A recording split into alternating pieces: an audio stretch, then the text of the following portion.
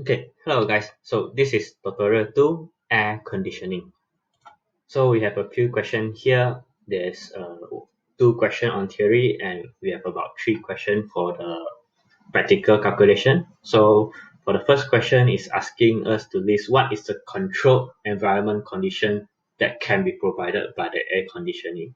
So the 4 controlled environment condition is the dry bulb temperature, the moisture content of the air humidity, the air movement, and the air quality. So this is the 4 things that can be controlled by the air conditioning system in a room. Okay, next question. So the next question is asking what is the benefit of air conditioning? So this is actually related to your first question 1. So question 1 is saying you are able to control all this environment. So by being able to control all this environment, what are you able to provide? What are you able to change, adjust the room temperature to suit the needs of your building? So here there's a lot of different scenario for you to discuss on. For example, for factory and office, this is a commercial building. So people are gonna stay there for 8 to 6 or 9 to 5 to work. They'll be working in there in the office building. Maybe they are working on their computer or they're doing paperwork. So if they are sitting at a desk, you want to increase their output. You want to make sure the air is fresh for them to work in, and you make sure the temperature is cool and comfortable for them to work in. By controlling all this environment, you're actually able to increase their working output, which is their efficiency. Either that, in the case of your commercial, which is a shop lot or departmental stores, you are able to increase the sales because the customer and the staff will be able to enjoy greater comfort. This is by them just standing in the room or your shop, and then they feel comfortable because the air is cool. Or in your, it's the same case for restaurant or hotel, and also for your theater and cinema, you'll receive better patronage. One of the thing is with this air conditioning, you'll be able to filter the air. So in a case of in a situation such as the theater, it's very good because all your product or in the store, all your product, all your sofa in the room, they are susceptible to the growth of fungus. If you read the news on COVID-19 where a cinema, the all the sofa in the cinema after 1 to 2 months of being abandoned in due to COVID-19, they are unable to open their and nobody clean the air. You see that fungus grow on the sofa or even the leather bag.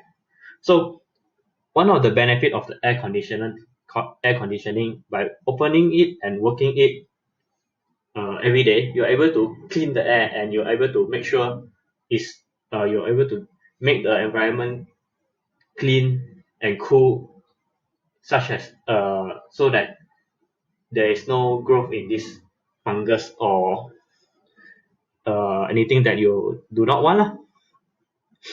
So you can reduce the entry of noise, fumes, smoke, dust, and drop.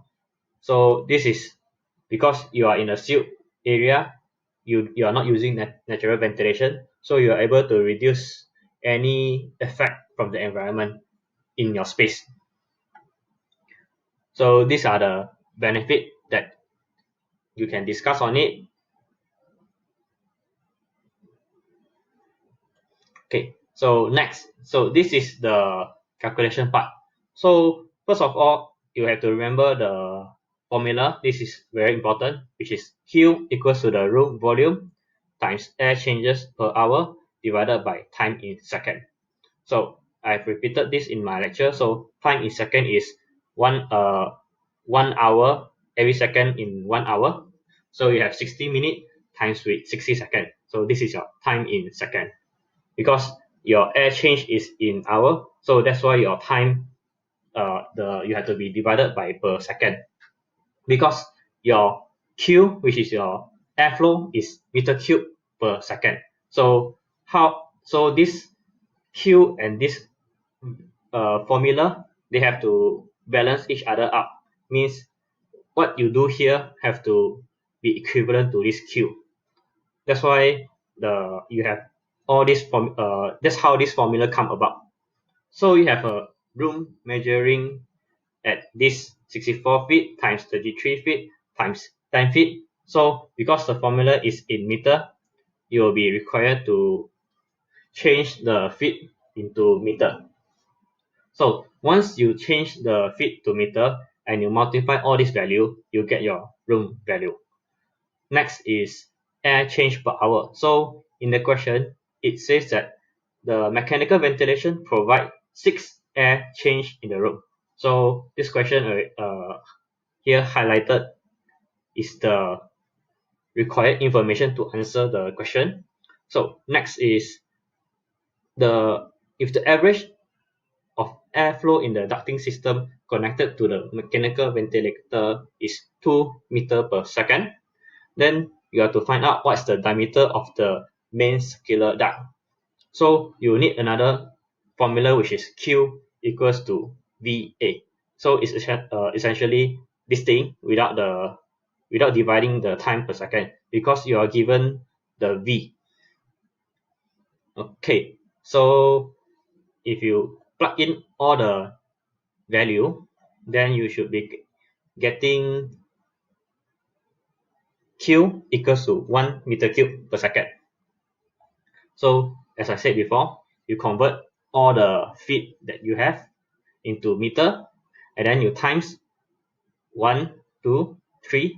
So 19.51 meter times with 10 meter times with 3 meter. So you will end up with a figure which is in meter cube, because this times with this times with this, you have a increasing power, and then you have to multiply by 6 air change per hour, and then this is, as I said before, is how many seconds in an hour.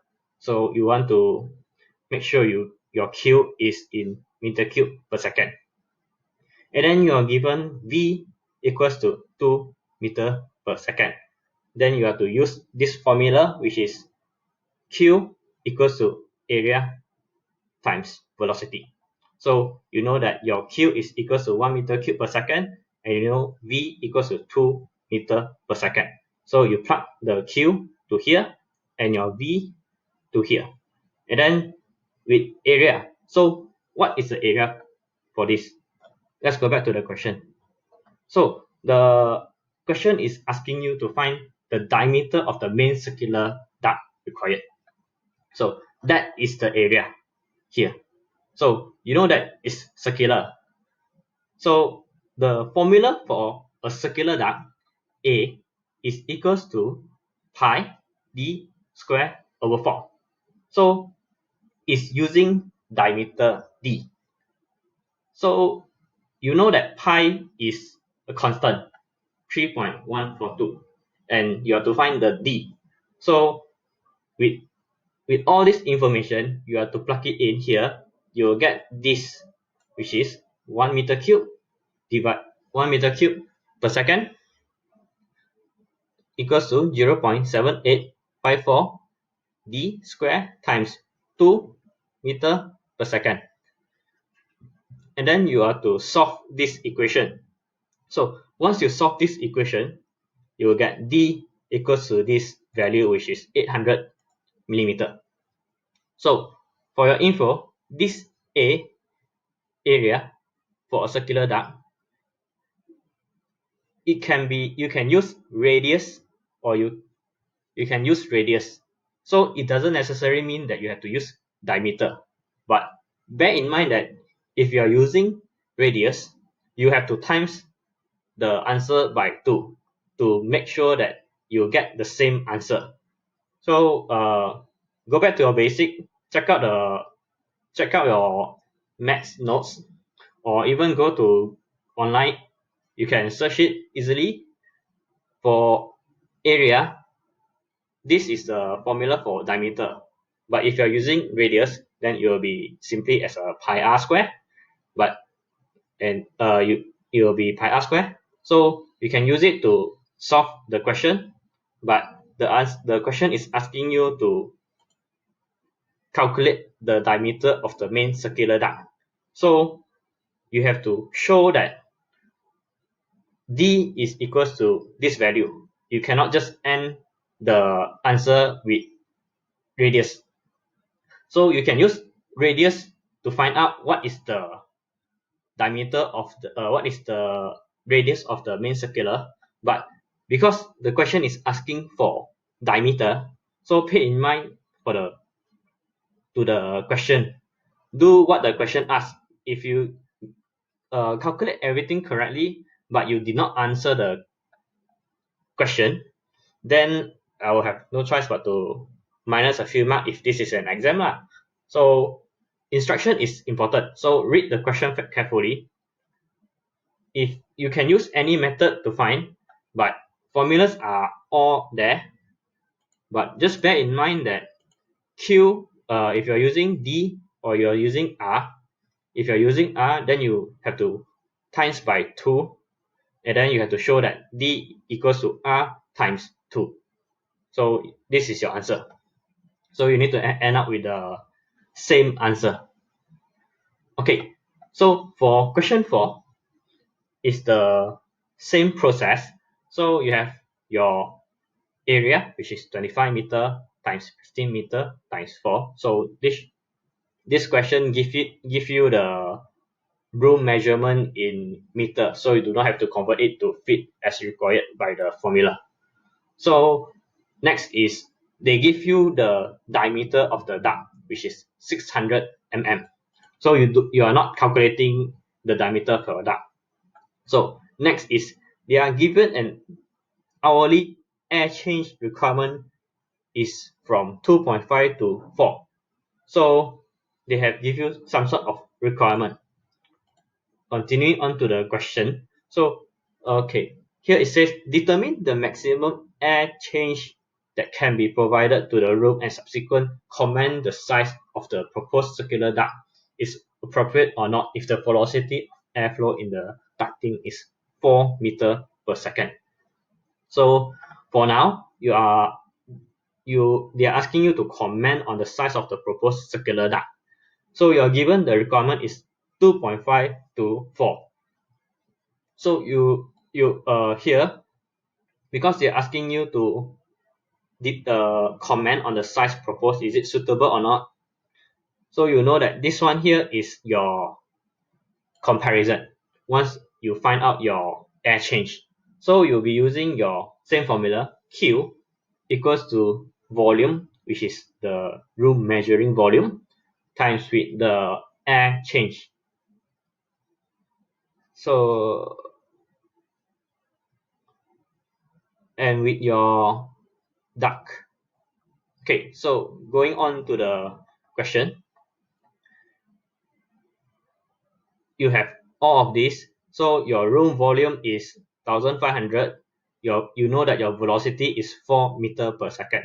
So using the Q equals to AV, once you have find out the A, which is this, then you are times with your velocity. So you get Q.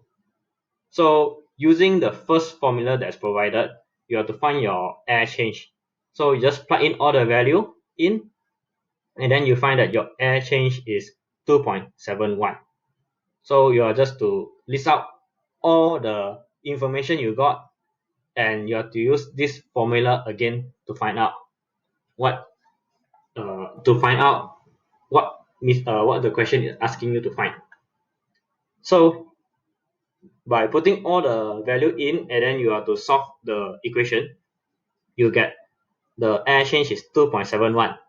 So maximum air change 2.71 is more than 2.5. So the duct size is appropriate. Okay, so going back to here, so they have already given this air change requirement to you. So you know that your air change has to be at least more than 25, but not more than 4. So if it's more than 4, then you will have to comment that it's not appropriate. But in this case, it's in between this 2.5 and 4. So this duct size is good. Okay, so this is the last question. Here, a circular duct of air extract system as shown in the sketch below is connected to an extract fan with a room volume of 2000 meter cube through 3 diffuser. So here it will say that the air requires 6 air change, and then the velocity given is 4 meter per second. So you have to find what is the duct size for A, B, and C. Okay, so doesn't matter what sort of configuration you have, you'll still be using the same formula, which is Q equals to VA. But how do you want to solve this problem? Now there is 3 inlet. So you know that given that you are given the room volume is 2000 meter cube and you are given 3 diffuser, but you are able to see that these diffuser are connected in a series, which means they are connected in a line. Okay, so going into the answer, which is the part 1. So you are using the same method to solve this question, which is the Q equals to the area times the air change, which is 6 air change per hour. So this is a constant in 1 hour for the second, and then you'll end up with 3.3 meter cube per second. So this part is very important. This 3.3 meter cube per second is at part C. We know that there's 3 inlet. So this 3.3 have to be divided by the number of inlet, because there's 3 opening. So these 3 opening will be sharing the equal wind load. So this is basic physics. So as you go closer to the source, all these wind load, they are particles. They are in atom. They are in a very small molecular size. So as it goes more and more closer to the exhaust fan, the air will accumulate. Hence, you'll see that the part A at the most furthest away, you will have the airflow will be 1.1 meter cube per second. And then when it passes by the second inlet, then you add another 1.1. And then at the end here, it will be 3.3. So gradually, the wind load will increase until this fan. So that's why there's a increase in fan in wind load. Okay, so this is the idea behind the question. So you solve it using the same method also, which is Q equals to VA, because you know that there is different wind load, and the question is asking you to find the duct size to be used in A, B, and C. By solving it generally, you know that Q at the end is 3.3, but the area will be different because there is different wind load at different location. So you know that the air velocity is 4 meter per second. To solve the area, you have to make use of this different airflow at each inlet. So that's why you end up with a diameter for duct A, a diameter for duct B, and a diameter for duct C. So it's a repeat of question 1. You have to solve it 3 times. Then you end up with duct A is equals to 0.59 meter, and then duct B will equals to 0.837 meter, and duct C will equals to 1.025 meter. Okay, so this is how you solve the question for question 5. So at the end of the day, you'll still be using Q equals to VA, but depending on the configuration of the air extract system, if it's in a series, and then there will be a cumulative effect because of physics lah. So that's why there will be this sort of effect. If it's only a singular inlet and outlet, then there's no such effect. There's no such cumulative effect for the airflow. So this is the idea behind question 5 on how to solve it. So you have to solve it 3 times. So here for duct A, why there's this say is 600 mm? Because when you are building it, let's say for practical sense, you will not be building it just blindly that you require 0.59 meter. So you just build it at 0.59 meter. There's no such thing as just building a duct as a customized size. So for all this duct, there's a standard size. In practical, you are able to calculate it, but you will not custom made a size that is just right for this. You will have a factory or company that custom make all these preset sizes. That's why instead of adopting what we have through calculation, where we say we only require 0.59, we will just get a product that say 600 millimeter, which is bigger than this and is enough. Or in the case of B, is 850 millimeters, which is bigger than this.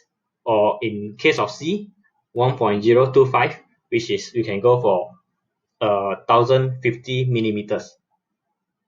So this is it for tutorial 2. So hope you guys are clear with it. Okay, so that's it.